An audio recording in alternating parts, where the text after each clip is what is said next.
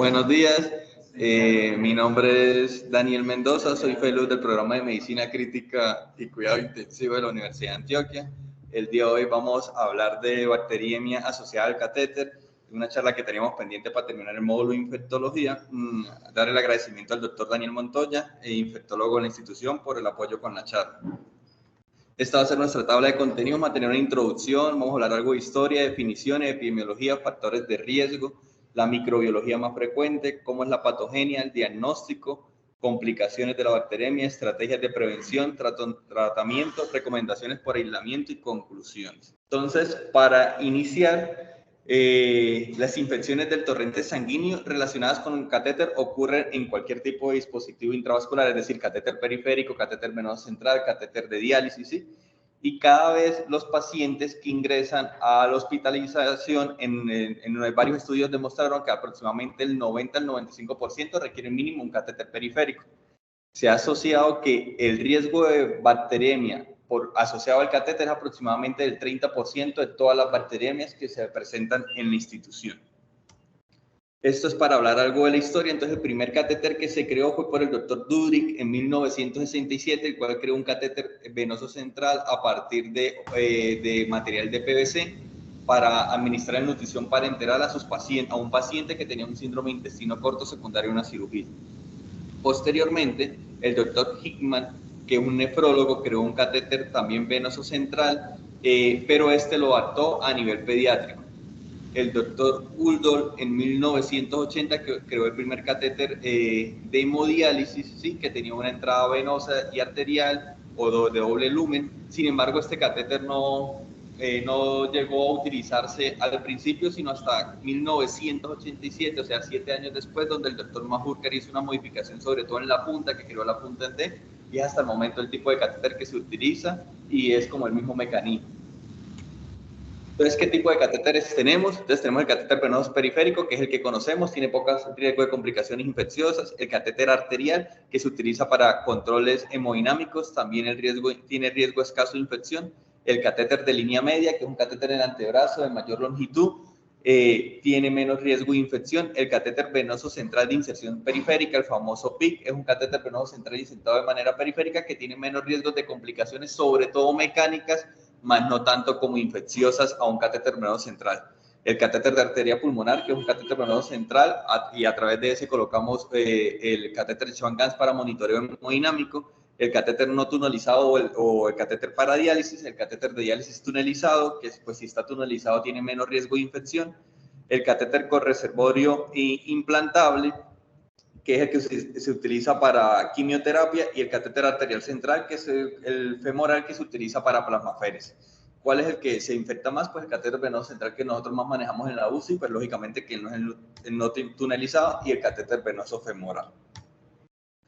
Entonces, la NHSN, que es como la Red Nacional de Cuidados en la Salud en Estados Unidos, sacó esta guía en el 2009 de infecciones asociadas a catéter venoso central, y su actualización fue en agosto del 2023. Y en Colombia tenemos una guía de vigilancia del Instituto Nacional de Salud.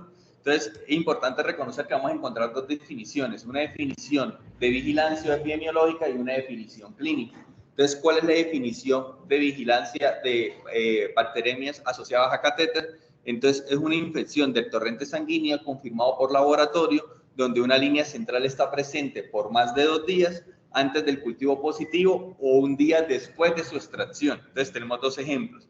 El ejemplo 1, un paciente que tiene un PIC el 2 de junio, se lo quitaron el 5 de junio, pero el 6 de junio empezó con fiebre, se tomaron hemocultivos y positivo para Pseudomonas aeruginosa. Eso se puede considerar una bacteriemia asociada al catéter. Y el ejemplo 2, pues el paciente que tiene el PIC, se toma el cultivo, no se ha retirado el catéter, el cultivo es positivo, pero el PIC tiene más de 2 días, entonces también se puede definir como bacteriemia asociada a catéter. Esto desde el punto de vista epidemiológico. ¿Cómo es la definición clínica? Entonces, deben existir mínimo 3 criterios. Lógicamente, lo que cambia es los signos de infección clínica. El paciente tiene que tener fiebre, alteración del estado de conciencia, hipotensión, sí, signos de CIRS. Que no haya un foco de infección sanguínea o otro foco que pudiera presentar estos síntomas. Y aparte de eso, tenemos que contar con un hemocultivo periférico que esté acompañado con alguno de estos tres criterios. Un cultivo de catéter que coincida con el catéter periférico, al menos 3 veces más de organismos en el cultivo de catéter que en el cultivo periférico, ¿sí? O un crecimiento del cultivo del catéter venoso central de al menos 2 horas antes que el cultivo periférico.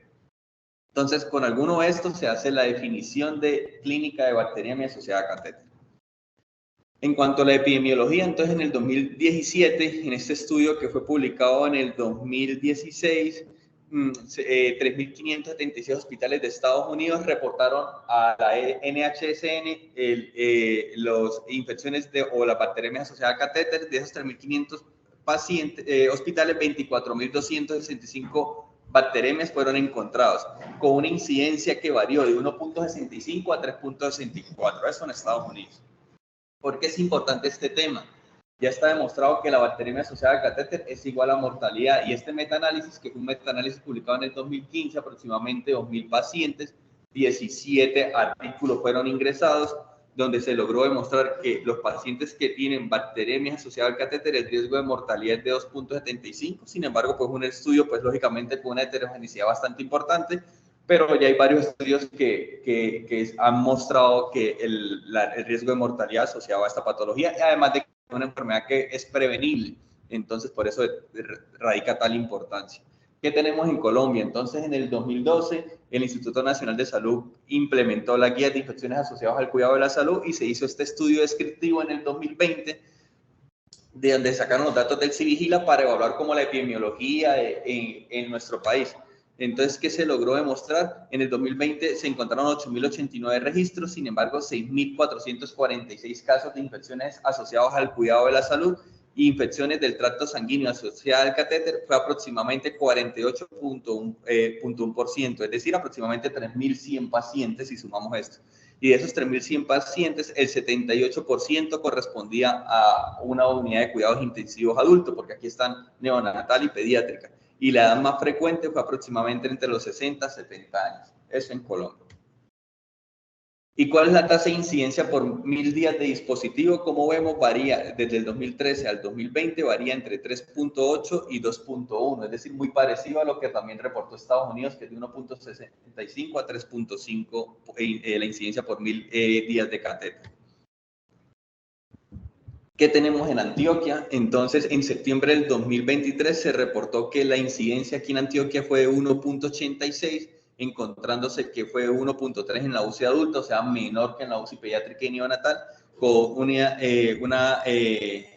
presentación de nombre de aproximadamente 57% y en mujeres de 48.88%. ¿Y qué tenemos en nuestro hospital Alma Mater? Entonces, esta es la incidencia del 2023. Si nos fijamos, en agosto hubo una incidencia de 0, en julio de 1.8%, en junio de 0, en mayo de 2.9%. Es decir, es muy parecido a lo que se ha encontrado tanto en Estados Unidos como lo que se ha encontrado a nivel nacional. Entonces, ¿cuáles son los factores de riesgo que tenemos para que se presente una bacteriemia asociada al catéter? Entonces, tenemos factores de riesgo tanto del paciente, factores ligados al catéter y factores del sitio de hospitalización. Entonces, en cuanto al ligado al paciente, son los pacientes con granulocitopenia, pacientes que están recibiendo tratamiento con quimioterapia, enfermedades agudas graves, es decir, un paciente en una falla renal con emergencia dialítica, infecciones agudas en otra localización, y falta en los cumplimientos de los protocolos del cuidado para evitar estas infecciones asociadas al cuidado de la salud. En cuanto al ligado a la hospitalización, tenemos sobre todo que las unidades de cuidados intensivos, los servicios de hematología y de nefrología son los que más lógicamente reportan de bacteriemias asociadas al catéter, y ligados al catéter tiene que ver la colocación del catéter en un sitio de emergencia, las veces o el número de intentos que se hace, la composición del catéter, las estrategias de manejo, cómo se cuida ese catéter, que más adelante lo vamos a hablar, también tiene como factor de riesgo. Esta gráfica la traje a acotación porque nos muestra la incidencia, que es la línea azul, de bacteriemia asociada al catéter por 100 días de utilización, que es la línea azul, y la incidencia por 100 catéteres, ¿sí? Y podemos ver que la incidencia por 100 días de utilización es mayor con el catéter venoso central que utilizamos frecuentemente en la UCI. Pero cuando se compara con 100 catéteres, la incidencia de bacteriemia asociada a catéter es más frecuente con las catéteres de diálisis, tanto temporal, que es esta barra, como el permanente. ¿Cuál es la microbiología? Entonces, en el estudio que les mostré en el 2014 en Estados Unidos, allá el germen predominante fue el Staphylococcus coagulasa negativo en un 16.4%, seguido de Staphylococcus aureus en un 13.2% y posteriormente Enterococos en 15.2%. Los gram negativos, 8.4% con Klebsiella. ¿Y qué tenemos en Colombia? Entonces, el estudio de Civigila nos muestra que el germen más común es la Klebsiella pneumoniae para infecciones del tracto sanguíneo asociado a catéter o bacteremias, seguida por otros microorganismos y posteriormente Pseudomonas aeruginosa y Staphylococcus epidermidis. ¿Qué tenemos en Antioquia? Entonces, en Antioquia tenemos que el principal germen es de infecciones asociadas al catéter, que es este lado, ¿sí? Tenemos el Staphylococcus epidermidis con un 21.9%, seguido de Klebsiella pneumoniae en un 14.4%. ¿Y qué tenemos en nuestro hospital Alma Mater? Este es el reporte de enero a julio del 2023, aproximadamente 9 casos de bacterias asociadas a catéter, donde la Klebsiella predomina con un 44%, seguido por Pseudomonas aeruginosa 1%, Burkholderia cepacia 1%, Enterococcus faecis, un caso que es el 11%, Candida parapsilosis 11% y Enterococcus fecalis 11%. Entonces, es importante el sitio que elijamos para localizar el catéter para evitar el factor de riesgo, sí es importante. Y este estudio publicado en New England Journal of Medicine, llamado el Three Sites, fue un estudio publicado en el 2015, fue un estudio controlado, aleatorizado, multicéntrico, realizado en 10 UCIs de Francia, en total 3.027 pacientes, sin embargo fueron ingresados 2.532 pacientes y fueron asignados aleatoriamente 845 catéter venosos centrales yugulares, 844 femorales y 843 a subclavios, ¿sí? ¿Cuál era el objetivo? Evaluar la incidencia de complicaciones con el catéter desde la inserción hasta 48 horas posterior a la extracción, infecciones del torrente sanguíneo asociadas al catéter y trombosis venosa profunda. ¿Qué nos muestran los resultados entonces? Este es el catéter subclavio, yugular y femoral. La barra gris nos muestra las complicaciones mecánicas grado 3. ¿Cómo definieron ellos complicaciones mecánicas grado 3? Pacientes que presentaban, ejemplo, neumotoras, pero que requiriera sonda de tórax, o pacientes que tuvieran funciones arteriales, que tuvieran descenso en hemoglobina, que requirieran transfusión sanguínea o que requirieran intervención de cirugía vascular, es decir, que fueran complicaciones severas. El catéter subclavio fue el que más se asoció con complicaciones mecánicas, pero al tema que estamos aquí, que es hablando de bacteriemia asociada al catéter, fue el catéter subclavio es el que menos se asocia a infecciones por bacteriemia asociada al catéter, seguido de el catéter femoral, que nosotros muchas veces habíamos pensado que era el yugular. Mire, el femoral es el que menos se infecta y el que más se infecta es el yugular. ¿Listo? Entonces, ¿por qué es importante eso? Porque desde aquí empieza nuestro cuidado, desde saber elegir cuál es el sitio del catéter que le vamos a colocar al paciente. ¿Cómo es la patogénesis de la bacteriemia asociada al catéter? Entonces, tenemos 4 mecanismos de ingreso del germen al torrente sanguíneo. Entonces, el tipo 1 es cuando se hace una mala sepsia antisepsia y lógicamente al puncionar se ingresan los gérmenes que están en la piel, ingresan al torrente circulatorio. O cuando el apósito o la cubierta del catéter no se cambia cuando está sucio o cuando se debe cambiar periódicamente y las bacterias pueden penetrar a través del extremo distal y llegan proximalmente produciendo lo que es la bacteriemia. El tipo O, la entrada tipo O es a través de los conectores, es decir, que el personal de enfermería no cuide estos conectores, no hagan la sepsia antisepsia recomendada antes de aplicar cualquier medicamento, entonces ingresa la bacteria a través intraluminal del catéter y produce la bacteriemia asociada al catéter. La tipo 3 y la tipo 4 son las menos frecuentes. La tipo 3 cuando hay una infección o una bacteriemia o una infección desde otro punto y esta a través del torrente sanguíneo coloniza el catéter y crea la biopelícula. Y el tipo 4 es cuando ya se inyectan o se aplican medicamentos contaminados, pues lógicamente se produce la bacteriemia asociada al catéter.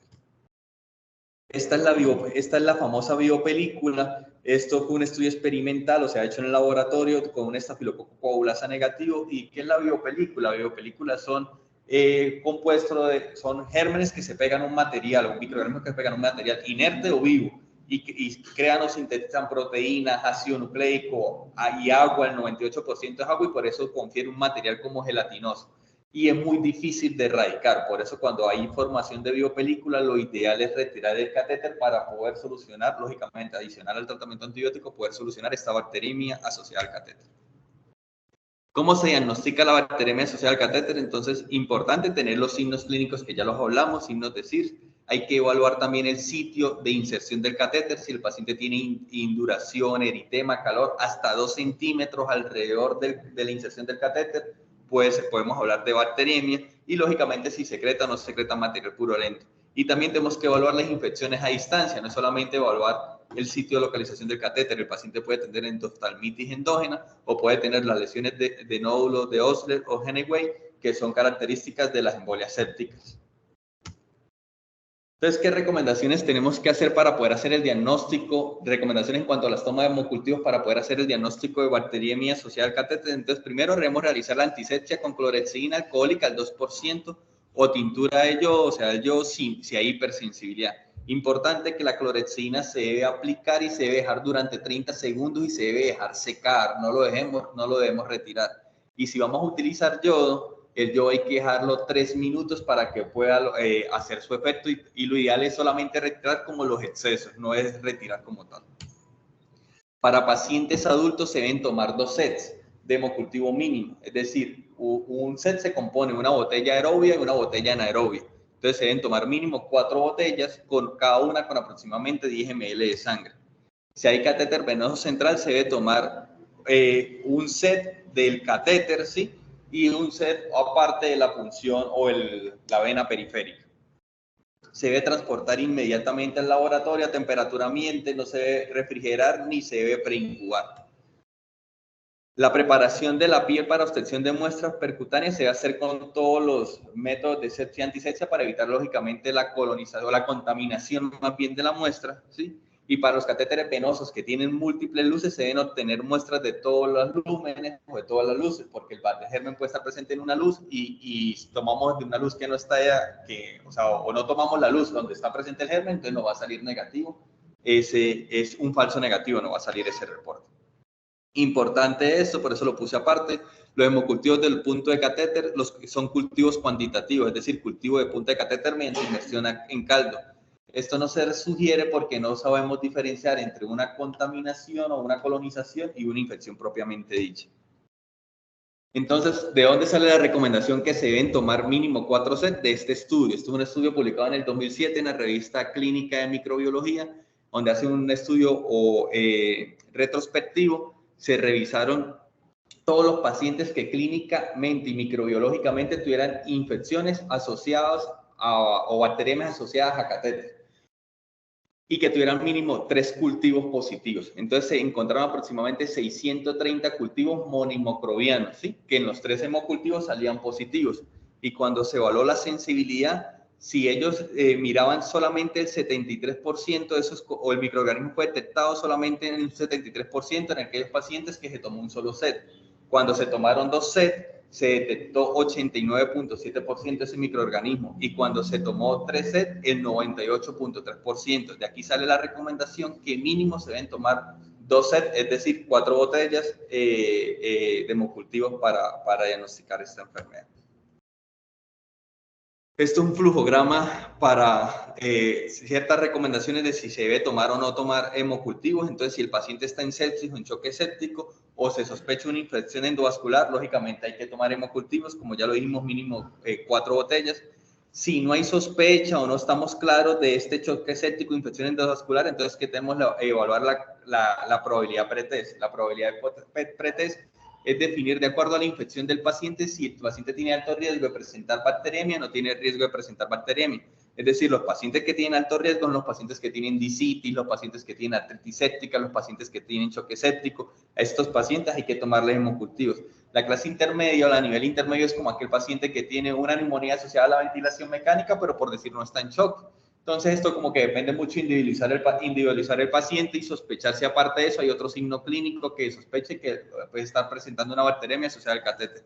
Y una probabilidad por 3 baja es un paciente que tenga una celulitis, así sea periorbitaria, tiene muy bajo riesgo de que presente bacteremia asociada al catéter, entonces a este paciente no se le debe pedir los hemocultivos.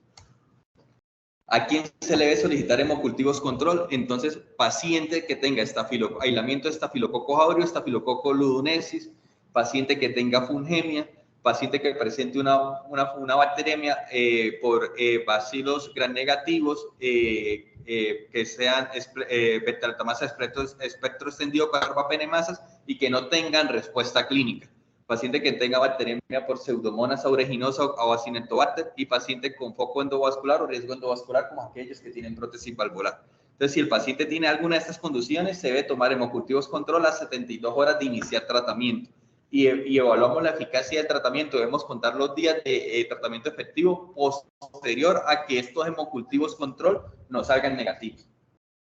Y si no hay estas condiciones, entonces, ¿qué condiciones adicionales podemos tomar para tomar hemocultivos control o cuándo lo debemos hacer? Cuando necesitamos descartar contaminación, si hay hemos positivos con microbiota en pacientes con alto riesgo de endocarditis o sospecha de bacteriemia persistente, si no hay otros síntomas o sospechamos de que el foco no esté controlado.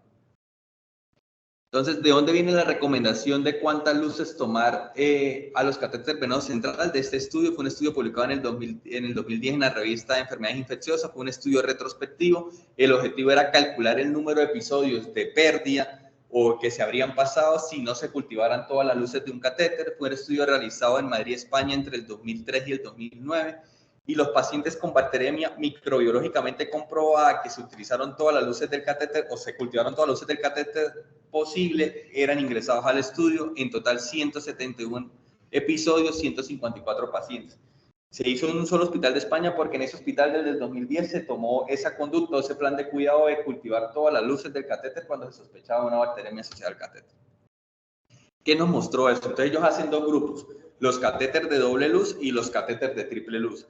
Y a los de doble luz, pues, evalúan qué pasaría si se hubiera eliminado, porque, pues, como les dije, todos los cultivos se tomaban cultivos y todos tenían que salir positivos de las luces del catéter. Y posteriormente, por un análisis estadístico, pues, evaluaban qué pasaba si eliminaban uno de esas luces. Entonces, si era un catéter de doble luz y se eliminaba una luz, el riesgo de que el paciente o que se perdiera o el riesgo de posibilidades de pérdida, que no aisláramos ese hemocultivo, era aproximadamente 27.2%. ¿Sí?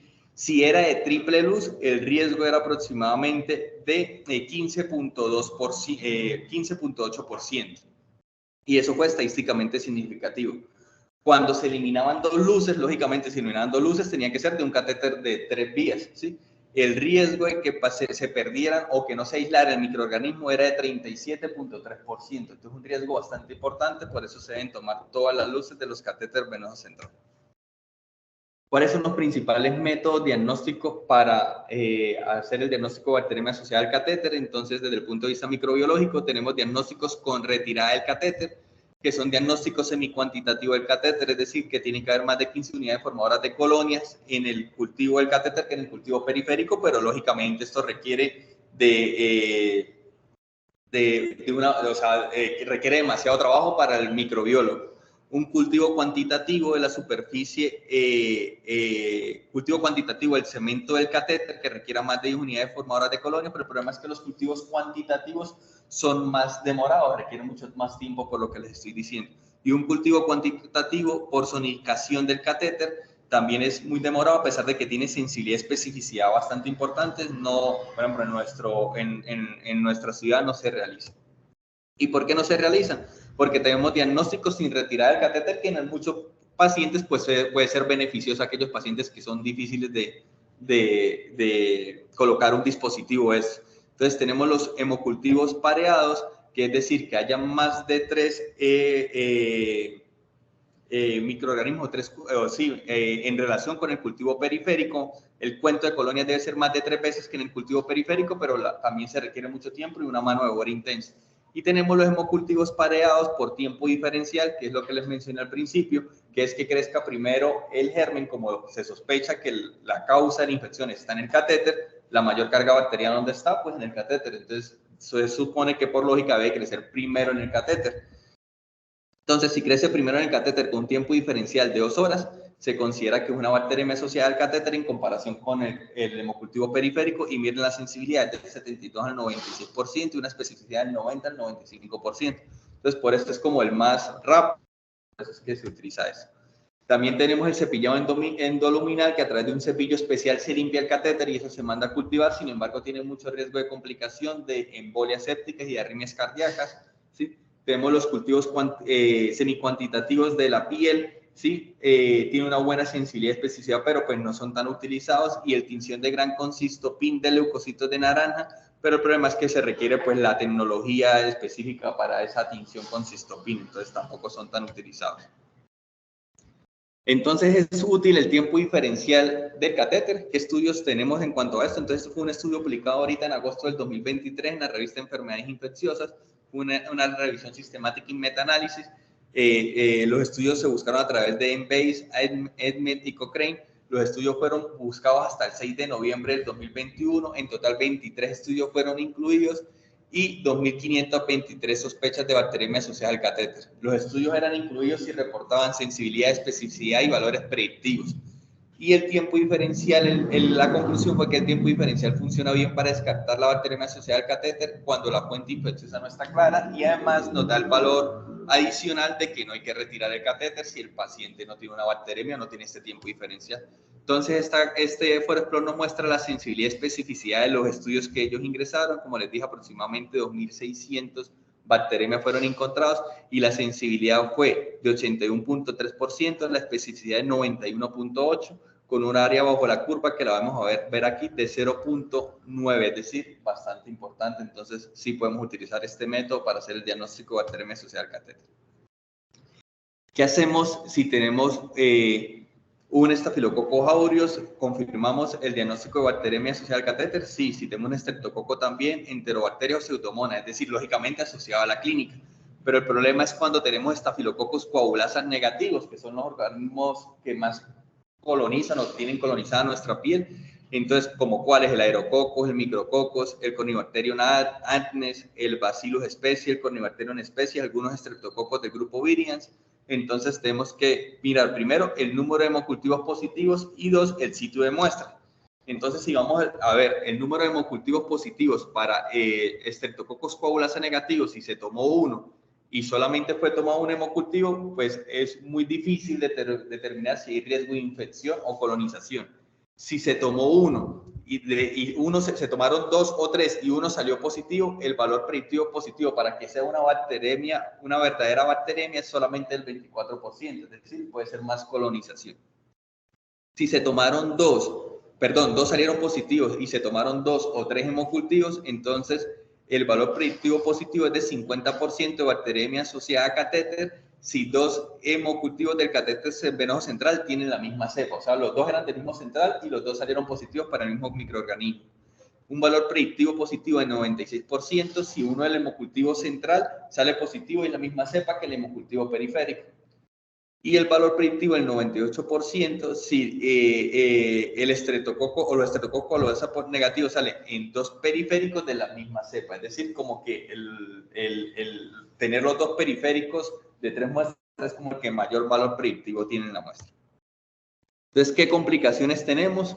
Entonces, podemos definirla como la bacteriemia persistente, como aquel paciente que la fiebre no desaparece o que el paciente no mejora clínicamente a las 72 horas después de dar un tratamiento adecuado, y aquel paciente que presenta endocarditis, tromboflebitis supurativa o metástasis sépticas e infecciones intraluminales. También todo paciente inmunosuprimido se debe considerar como una bacteriemia complicada. ¿Qué indicaciones tenemos para remover el catéter? Entonces, pacientes con bacteriemia asociada al catéter que estén con choque séptico, bacteriemia asociada al catéter causada por estafilococos aureus, por bacilo gram negativo no fermentadores, por Candida species o por micobacterias. Paciente que tenga bacteriemia asociada al catéter asociada a complicaciones metastásicas, paciente con bacteriemia persistente, es decir, el que no mejore posterior a las 72 horas de un tratamiento adecuado, paciente que se observe la salida de material purulento por el sitio de inserción y paciente que tenga signos de infección en el túnel subcutáneo sin un catéter tunelizado. Y la posibilidad de no realizar terapia antibloqueo. Esta terapia antibloqueo se utiliza en aquellos catéteres que son muy valiosos, ¿sí? Entonces, lo que sea una alta carga antibiótica en la luz del catéter, ¿sí? Para evaluar y para poder erradicar esta infección, pero pues hay muchos estudios contradictorios entre si hay efectividad o no de esto. ¿Qué estrategias de intervención debemos seguir? Entonces, tenemos que tener una estrategia antes de la intervención, en la inserción, después de la inserción. Pero después de que nosotros colocamos un catéter, la estrategia más importante es evaluar todos los días si el paciente requiere o no requiere el catéter. Entonces, antes de la inserción, importante proporcionar un fácil acceso a una lista basada en la evidencia con indicaciones para el uso de catéter venoso central, es decir, que todos sepamos las indicaciones exactas de cuándo debemos colocar un catéter venoso central.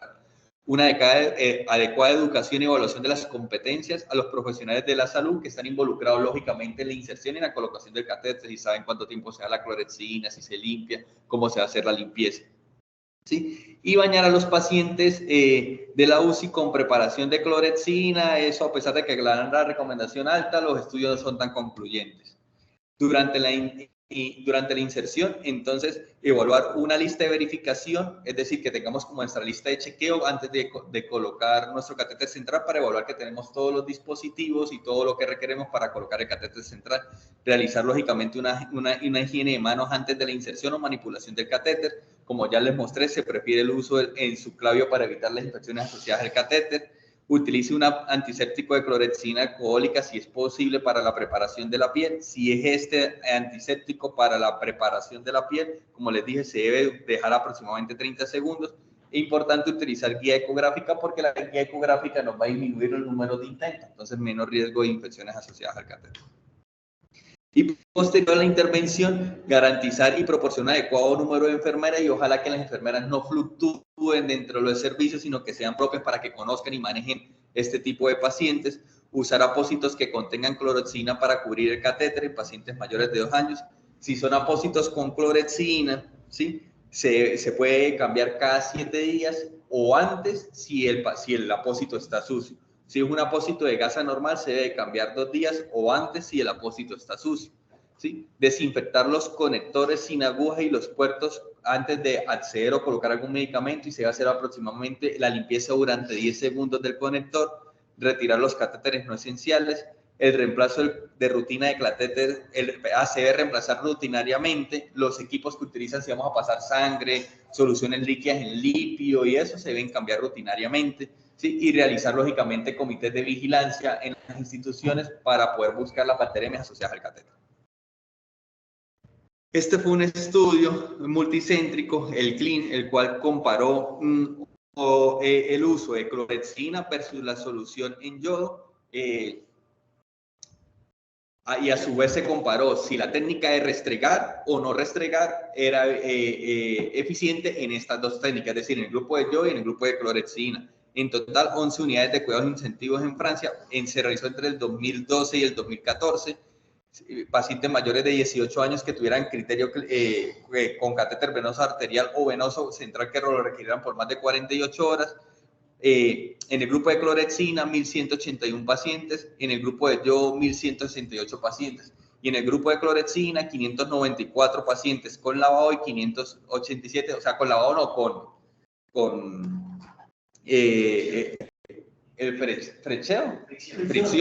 fricción, y en el grupo de alcohol 580 con fricción y 588 sin fricción. La incidencia de infecciones relacionadas con catéteres con clorexina, o sea, el objetivo era evaluar la incidencia de infecciones. ¿Y qué nos mostró esto? La línea azul es el yodo, ¿sí? El yodo con fricción, y la línea azul es el yodo sin fricción. La línea roja es clorexina, la continua es con fricción y la línea roja sin fricción. Esto es cuando infecciones relacionadas a catéter, es decir, como definición epidemiológica, como vemos, fue estadísticamente significativo y el riesgo fue menor para los pacientes que utilizaron clorexina. ¿Sí? En bacteriemias asociadas al catéter también fue menor en el grupo que se utilizó clorexina y la inferencia entre los grupos, entre fricción y no fricción, no hubo diferencias estadísticamente significativas. Y cuando hablamos de colonización de catéter, ¿sí? También hubo diferencias estadísticamente significativas a favor de la clorexina, es decir, disminuye el riesgo de bacteriemia asociada al catéter. Y la fricción o no fricción, no hubo diferencias entre grupos. Entonces, lo ideal es que nos hagamos los lavados de los catéteres o los lavados previos a la colocación de catéter con clorexina.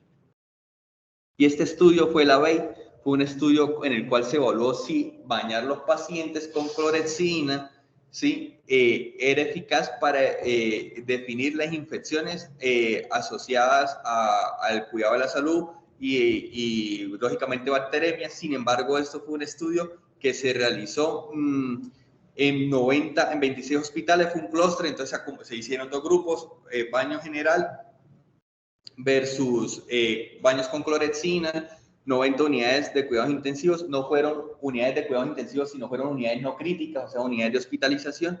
En total fueron 183.013 pacientes en el grupo de intervención y 152.000 en el grupo no intervención, es decir, en el grupo de baño general. Los pacientes del grupo de baño se utilizaba baño con jabón líquido en su frecuencia usual y los pacientes con clorexina se bañaban con clorexina al 4% o paños de clorexina al 2% si el baño tocaba en cama. Asociado a eso, les aplicaba mupirocina nasal al 2% 2 veces al día por 5 días. El objetivo era evaluar la descolonización clorexina más mupirocina, pero esto no logró disminuir la descolonización respecto al grupo control.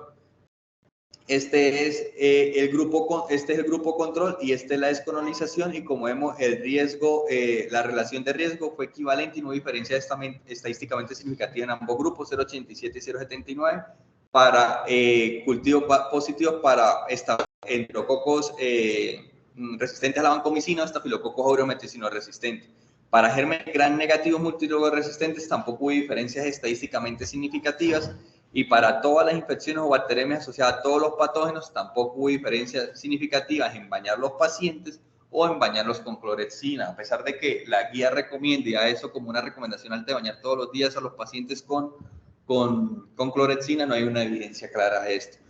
Pero que probablemente, ¿por qué lo hacen en la UCI? Porque este estudio mostró un estudio, hoy se hizo un análisis post-hoc, y cuando se hizo este análisis, miremos los pacientes que tenían dispositivos. Cuando se evaluaron los pacientes que tenían dispositivos como tal, sí se logró disminuir la incidencia de infección. Sin embargo, pues la muestra de 150.000 y 180.000, pues fue una muestra muy baja, menor del 10%, pero este análisis de su grupo nos disminuye que sí, no disminuye, o sea, el baño con clorexina no disminuye el riesgo de colonización por algunos de los gérmenes, pero sí disminuye el riesgo de infecciones asociadas a dispositivos. Cuando se debe salvar el catéter, entonces si el paciente está estable y el microorganismo involucrado es de baja virulencia, se puede hacer terapia de salvamiento del catéter, sobre todo en los pacientes en que es difícil acceso. En pacientes estables sin complicaciones locales o sistémicas, se puede intentar un tratamiento conservador para enterococos o corinebacterias, excepto para la corynebacteria Jejunum y gram negativos. En caso de los gram negativos, eso lo debemos que hablar con el grupo de infectología y evaluar si el catéter es muy valioso para definir si se puede o no dar un tratamiento de salvamiento. Y el salvamiento del catéter se realiza en casos donde el paciente no tenga otra opción de acceso vascular documentada. Entonces, ¿cuál es el tratamiento? La vancomicina es el tratamiento de elección para bacteremia por estafilococos aureometicino resistentes, ¿sí? Las tasas de éxito se asocian para bacteremia por MRSA con un MIC menor de 1.5 por ITES y por BITEC menor de 1.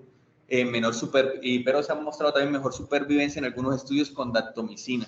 El estafilococo aureometicino sensible, lo ideal es utilizar beta-lactámico, ya sea cefazolina o oxacilina, ya que se ha demostrado menor mortalidad cuando se compara con vancomicina.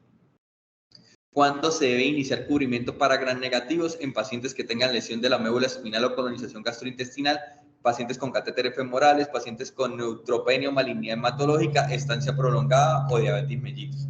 Y ya para finalizar, estas son las recomendaciones específicas por cada germen. Entonces, un estafilococo coagulasa negativo, considere siempre la posibilidad de retirar el catéter. La terapia antimicrobiana debe ser por 5 días. La vancomicina es la primera opción. La ecocardiografía no es obligatoria. Retire el catéter sí o sí si el estafilococo es un ludonesis. Y si el catéter hay que retenerlo, entonces la terapia, o hay que hacer tratamiento de salvamiento del catéter, la terapia debe ser de 10 a 14 días. La vancomicina sigue siendo la primera opción. La ecocardiografía no es obligatoria. Si un estafilococo aureus o extracción del catéter es obligatoria, la terapia antimicrobiana aquí es por 14 días. La oxacilina y la cefazolina son las alternativas o son los medicamentos de elección si es meticinidor sensible. La vancomicina o octamicina si es estafilococo resistente. Aquí la ecocardiografía sí es obligatoria y en bacteremias persistentes el tratamiento debe durar de 4 a 6 semanas. Para enterococos especies, retire el catéter, el tratamiento antimicrobiano debe ser de 7 a 14 días, la ampicilina es el fármaco de elección, la vancomicina es una alternativa y la ecocardiografía es obligatoria. Y para bacilos gram negativos, retirar el catéter, terapia antimicrobiana por 7 días, el tratamiento antimicrobiano depende de la susceptibilidad del germen, la ecocardiografía no es obligatoria y si hay que retener el catéter, la terapia antibiótica se va a dar por 10 días. El tratamiento antimicrobiano depende de la susceptibilidad y como les mencioné, la ecocardiografía, a pesar de que necesitemos retener ese catéter, no es obligatorio. Y para cándida, el retiro de catéter es obligatoria, la terapia antifúngica debe ser durante 14 días después del primer hemocultivo de control negativo y la ecocardiografía es obligatoria. Entonces, para finalizar las conclusiones, recordar que la bacteremia asociada a dispositivo a catéter es una patología prevenible. Debemos evaluar diariamente la colocación y si el paciente requiere la colocación y la necesidad de un catéter intravascular. Sospechar la bacteremia asociada a dispositivo en todo paciente con signos clínicos de infección sin foco aparente y que tenga un catéter intravascular por más de 2 días. El diagnóstico a través del tiempo y diferencial de una buena sensibilidad con una sensibilidad del 70 al 90% y una especificidad del 95% aproximadamente. El manejo ideal de las bacterias asociadas al catéter en lo posible es retirar el catéter asociado al tratamiento antibiótico. Tener presente que si un solo hemocultivo es positivo para un estafilococo coagulasa negativo, lo más probable es que sea colonización, ¿sí? Y el estafilococo aureus, el enterococo y cándida requieren siempre realización de ecocardiografía. Muchas gracias. No sé si hay preguntas en el chat. Cuando hablas de ecografía, ¿hablas de positivo o transesofágico es el ideal para diagnosticar las probables embolias, el daño valvular. Porque bueno, de hecho, el profesor me corregirá, de hecho, pues, eso siempre hay mucho debate y han salido otros escoros para decir cuáles patrones probablemente requieren hacer eco transesofágica. Esa parte que yo elaboro, lo que hacemos es que cuando tenemos estas bacterias, le aplicamos estos scores según el score y según el microorganismo, sobre todo en poco gran positivos, les hacemos un contratrabajo. Hay uno que es el PISTA, hay otro que es el de NOVA y hay otro que es el HANDO, dependiendo del dicho. No sé por qué es que el estafilococo aureus, específicamente por los coagulación negativa, no tienen tanto potencial. Uno debería hablar pues como con el BIRSTA, pues si el paciente viene en la comunidad, si es una bacteria persistente, es una persona que tiene mayor probabilidad de tener una endocarditis, entonces requeriría ecotransesofágica. En enterococos, como ustedes lo dicen muy bien, el Escoranova, pero básicamente si usted tiene una bacteriemia que es persistente, esos son los que incrementan pues como el riesgo. Bien, y las bacterias por estreptococos, depende de cuál es el tipo de estreptococo, pues estreptococo neumonía es un patógeno que es raro que produzca endocarditis, un estreptococo biogénesis también es muy inusual, pero los estreptococos viridans, vitis, pues algo así, sí son muy relacionados con endocarditis. Entonces, este tipo de patógenos, inclusive pues, hay algunas escalas que le muestran a uno la probabilidad de que ese bicho produzca endocarditis, sí deberían ir con ecocardio transesofágico. La cosa es que pues, definitivamente los gram negativos no deberían tener, a no ser que usted tenga una alta sospecha, porque es muy raro que produzcan endocarditis, y los coagulados negativos pues también es raro, pues podría ser, pero a no ser que usted tenga pues una válvula proteésica, pues, que sería pues más probable, pero pues, realmente no es una cuestión usual. Pero Candida sí. No, Cándida sí que buscar. Sí. Pero de acuerdo, pues que no se le debería hacer transesofágica a todo el mundo. Pues usted a una bacteria por Staphylococcus aureus, pues una alta sospecha de que es asociada a un catéter y depuró la bacteria rápidamente, usted le quitó el catéter, pues dale, una puerta torácica y pues y ya. Me pregunta respecto al tiempo diferencial. Sí. A ver, no se cumple el tiempo de 2 horas. No se cumple el tiempo de 2 horas, de pronto hay un diferencial de 1 hora. ¿Uno cómo aborda eso y lo interpreta? Porque Dani dice que el tiempo diferencial tiene una sensibilidad del 70%. O sea, ese otro 30%. Entonces hay una cosa muy importante que es, primero, cómo toman los incultivos. Bien, porque muchas veces toman primero el incultivo del catéter, porque no es fácil llegar a aspirarse, que después van a tomar los periféricos y de pronto pues no, el paciente no tiene buenas venas y entonces es como la extracción de eso. Entonces puede demorar media hora, 1 hora tratando pues, de tomar los la relación. Entonces, la recomendación es un parte que usted primero tome los motivos periféricos, más difíciles, y después tome el motivo de catéter. Eso es lo primero. Lo segundo, a veces es difícil, es que rotulen bien las muestras. Rotulen bien, este es el del catéter, estos son los periféricos. Entonces, ahora, pues, yo pude tener una alta sospecha de que está asociado a catéter. Y aún así, pues puede que no me cumplan los criterios. Así es como si usted tiene una alta sospecha que es asociado a catéter, aunque no criterios, usted lo piensa, lo dice en el paciente porque es cardiológico, pues asúmalo como una bacteria asociada a catéter. La manera es no hace. Realmente la definición epidemiológica es mucho más amplia, mucho más sensible. Pues si usted tiene una fiebre, si tiene un aislamiento en sangre y tiene un dispositivo pasivo, pues eso Si no tiene nada más. Eso se reporta pues, como una bacteria asociada a catéter, sino que es diferente la clínica de la epidemiológica. Tuvimos una vez un caso acá en la UCI Cardio de un señor que tenía un marcapaso transvenoso y como eran menos de 48 horas desde la inserción, hizo fiebre y se cultivó y creció primero periférico y luego en el marcapasos y era un estafilo. Entonces ahí la pregunta, y el señor no tenía pues como ningún otro lugar donde uno dijera, el señor está haciendo bacteriemia, y decíamos, ¿será que durante la función, porque le hicieron cateterismo, durante la función hizo algo de bacteriemia y ese fue el estafilo que pescamos? Y la pregunta era, bueno, ¿cuánto le vamos a dar de antibiótico? Le tomamos todos los cultivos de control que hacemos con ese marcapasos. Ahí fue como muy... Sí, ahí es difícil. Además, pues, usualmente las infecciones asociadas a catéteres vasculares son muy raras. Eso es en términos de 1%. Es bastante inusual. Entonces, si ahí no hay otro foco, realmente es lo que es. Otra cosa es que he visto que acá cuando se hace la asepsia se usa clorexidina al 2% solita, sin alcohol. Entonces ahí estamos quedando muchos en esa asepsia, ¿verdad? Deberíamos complementarla con alcohol, si no viene mezclada. Si viene mezclada. Si viene mezclada. Es que yo he visto unas bolsitas, bueno, voy a mirar otra vez, que no las he visto con alcohol.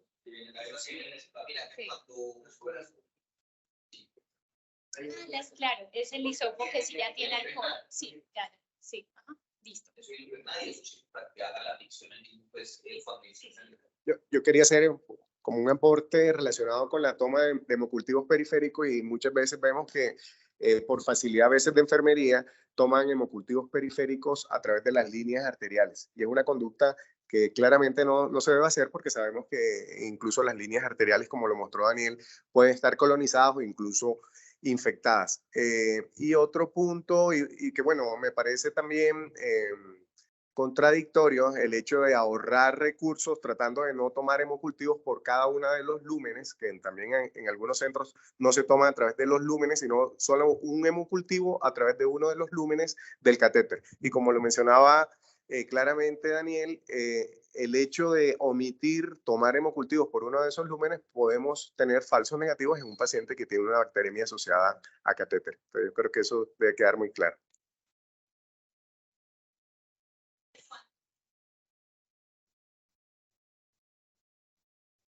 Yo dije, depende de cómo usa el catéter y si tiene unos síntomas. Que se lee, porque en algunos lugares uno escucha, no, es que ya lleva 14 del catéter, hay que cambiarlo. No, eso no hay que hacerlo. Y el riesgo de lesiones, de motoras, de muerte, que estén un camino. Y el tema de los catéteres que vienen impregnados en antibiótico, que decíamos que pues más impacta esto a la sepsia y el manejo que tengamos más que impregnarlos de antibiótico, pero quería preguntarte si hay como un escenario en el que tú sugerirías este tipo de pacientes con lo que le o no. No, realmente pues en prevención de infecciones asociadas a la atención en salud hay unos paquetes de medidas pues como para cada una. Y en realidad si usted es adherente a las medidas y así bien la higiene, se cuida bien los catéteres, si tiene buenas condiciones en el pre, durante y en el post, pues adicionar pues como una tecnología pues como así de cara no tiene pues como mucho impacto. Ahora pues digamos que usted tiene la plata para hacerlo, pero en el sentido contrario, pues puede que tenga la plata, pero usted nada se gana con un catéter impregnado pues de antibiótico si no cumple el resto de medidas. Entonces lo más importante es pues como cumplir el resto de las medidas generales. Bien. quería agregar pues como un par de cositas, pero recuerden entonces que la bacteremia asociada a catéter es una de las infecciones y la infección asociada a los cuidados de la salud más importante, y eso en el mundo lo que nos habla es de la calidad de los servicios de salud. Y esto pues lo que pasa es que si una persona sufre de una infección de estas, pues eso primero incrementa más o menos en 14 días la estancia hospitalaria. Aumenta pues hasta 4 veces el costo pues de esa estancia hospitalaria, pues sin contar la mortalidad y la morbilidad que dependen. Que en términos generales, pues eso puede desde el 17% al 40%, pues, según pues en el estudio. Entonces, pues, si es una enfermedad que es prevenible, pues, obviamente debemos hacer todo el máximo esfuerzo, y en sitios donde, pues, digamos que la auditoría es mucho más exigente, eso inclusive, pues, implica que no le paguen la atención, pues, a los centros de salud como en Norteamérica. Ya pues hablamos del diagnóstico y la importancia pues como de tratar de tomar todos los lúmenes pues, y tratar de tomar bien las muestras, pues de que se tome primero los periféricos y después el central, porque muchas veces pues si no tenemos pues como claridad en eso se nos puede hacer más difícil la interpretación. Lo que mencionaba Daniel de la terapia de sello, pues yo creo que en el contexto de UCI no es como tan frecuente que utilicemos una terapia de sello, pues porque usualmente son pacientes que tienen catéteres ya de larga data, que de pronto son valiosos como los de Majurcar, pero en ese caso pues debería tener un microorganismo que no sea tan virulento y que definitivamente pues sea un catéter muy valioso, y ahí lo que uno puede hacer son diluciones pues de vancomicina pues o de aminoglucósidos pues como con un alcohol para tratar de disminuir la carga bacteriana en ese caso, pero no es un escenario frecuente en la UCI. Recuerden entonces pues la importancia pues del paquete de medidas, pues o sea, la limpieza, la escogencia del sitio de la punción, que ojalá la persona que vaya a poner el catéter sea la persona más experimentada, pues obviamente pues un centro educativo, pues obviamente como le vamos a decir los fellows de primer año que no pongan catéteres, pues, pero pues es importante pues que por lo menos tenga la vigilancia mientras van cogiendo la curva, porque pues si yo soy Juan Bracitos, pues si voy a pasar un catéter, pues obviamente la cantidad de punciones pues va a ser mucho mayor y la posibilidad de complicaciones pues también va a ser mayor. La pertinencia, que en eso hizo mucho énfasis Daniel, pues todos los días estar preguntándose si es necesario un catéter o no. Ya uno podría hablar, pues, digamos que en otras áreas hospitalarias, pues, si un PIC, si un línea media, pues los líneas medias tienden a complicarse menos que los PIC, y los tunelizados tienden a tener menos complicaciones, pues, que los catéteres venosos centrales, pero pues eso ya es en otro escenario. Y una cosa, un comentario con lo del estudio ABATE, que pues sí puede que el 10% del estudio pues pueda parecer poco, pero cuando usted mira que ese 10% son 50.000 pacientes, y estudios de 50.000 pacientes en enfermedades infecciosas hay muy, muy, muy pocos. Entonces, pues sí hay que tener cuidado al ver que eso es un análisis post-hoc, que el estudio no estuvo diseñado para eso, pero sí hay importancia pues en por lo menos pues orientar a que el vancomicina sí pudiese disminuir las infecciones asociadas a los dispositivos, sobre todo pues en unidades como la UCI cardio, pues un área donde tengo pues pacientes con marcapasos o invasiones así, pues eso sí es importante. Y el último punto es recordar eso que a veces se nos olvidan, porque a veces se nos va la mano de más, es que si yo tengo una bacteria asociada a catéter con un coagulasa negativo, ir a retirar el catéter y no tengo complicaciones, con 3 a 5 días de antibiótico es suficiente, ¿cierto? Que a veces, 14 días de vancomicina y el paciente allá, pues, posición playera, pues ya. Si no hay más preguntas en el chat, damos terminada la charla el día de hoy. En la tarde nos vemos con la doctora Gina, estatus no convulsivo. Muchísimas gracias.